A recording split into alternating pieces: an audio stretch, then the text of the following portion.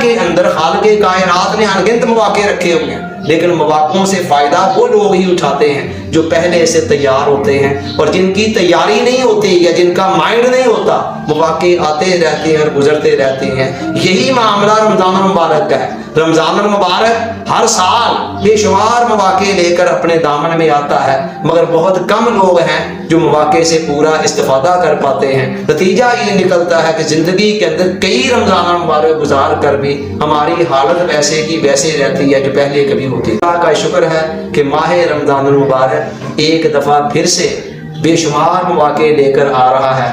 اس کے دامن کے اندر بے شمار تحفے ہیں، سوئی سے لے کر ہوائی جہاز تک اللہ کی بخشش مغفرت کے پروانے بھی اس کے پاس ہیں، جہنم سے نجات اور آزادی کے پروانے بھی اس کے پاس ہیں، لیکن ہم نے اس میں سے کیا کیا کچھ لینا ہے یہ ڈیپینڈ کرتا ہے اس بات پر کہ ہماری طلب کتنی سچی ہے۔